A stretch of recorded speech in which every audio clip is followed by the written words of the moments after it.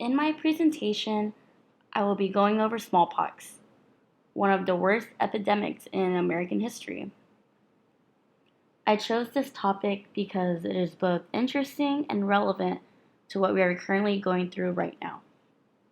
This virus I'm talking about in my presentation is specifically in the 17th century. But it's crazy that we still have to deal with viruses even though we have better technology today. So the origin of smallpox is actually unknown, but early evidence shows maybe it originated in Egypt at least 3,000 years ago. They had similar skin lesions that looked like smallpox, and it was actually on many mummies that had the same bumps too. So it can be assumed that it was definitely contagious and it was going around during their time based on this evidence.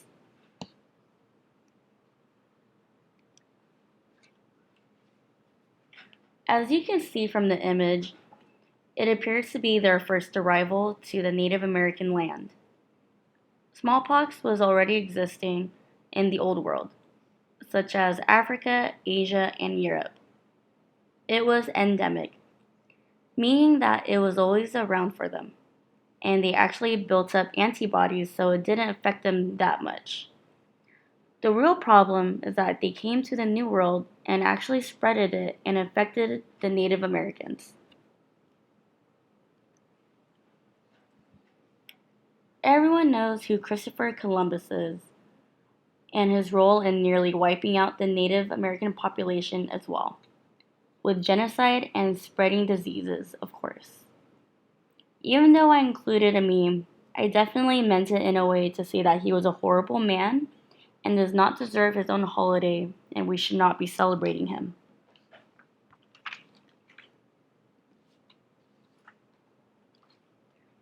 As I said before, smallpox was already current and endemic in their country.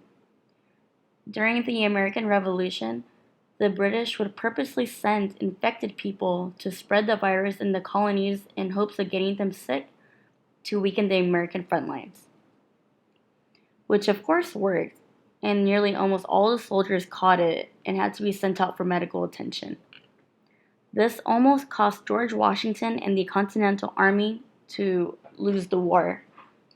But of course, the British scheme didn't turn out in their favor.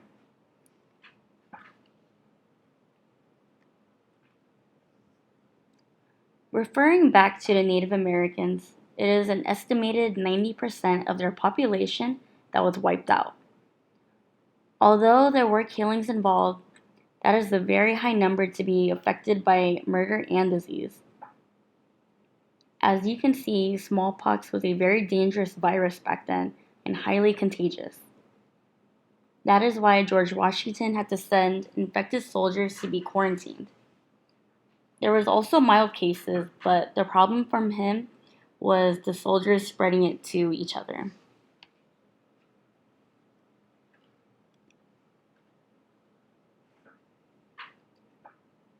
I'm going to be talking about cowpox. That's why I included this picture of this cow right here.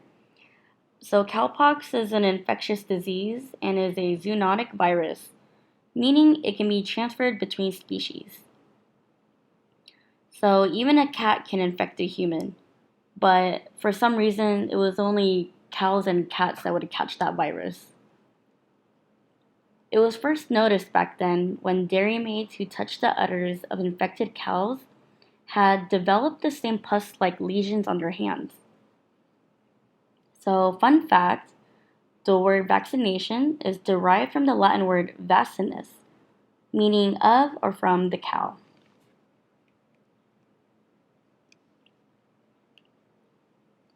The reason I mentioned cowpox is because that virus was the key component to create protection against smallpox. So, in other words, a vaccine.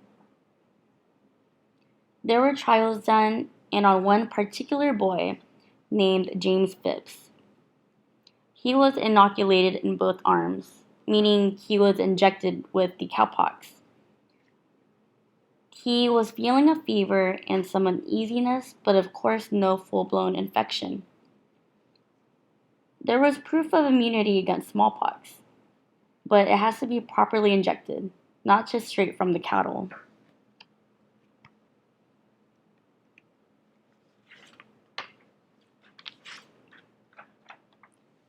So the man who made that possible was actually Edward Jenner.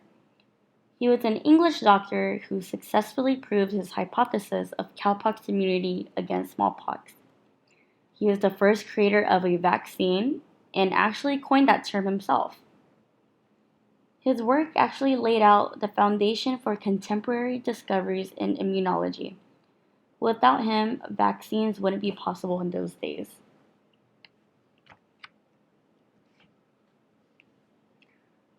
Now I will be talking about how contagious this virus is and what the symptoms are, and what they actually experienced during those dark times.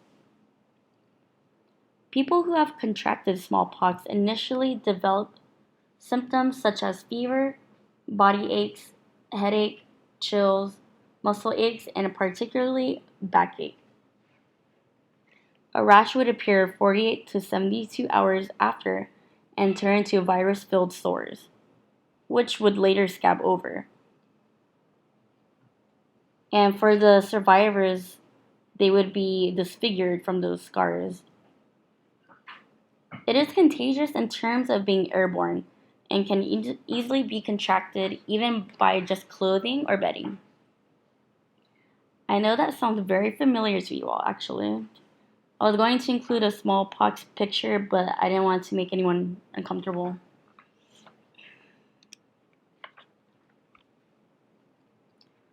So, to end on a positive note, the last natural outbreak of smallpox in the United States occurred in 1949. In 1980, the World Health Assembly declared smallpox eradicated, and no cases of naturally occurring smallpox have happened since.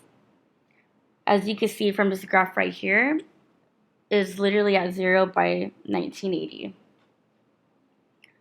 Hopefully, we are on that very same path with our own current situation soon. And I know Edward Jenner definitely has hope in us, just as he created the first successful vaccine. Thank you.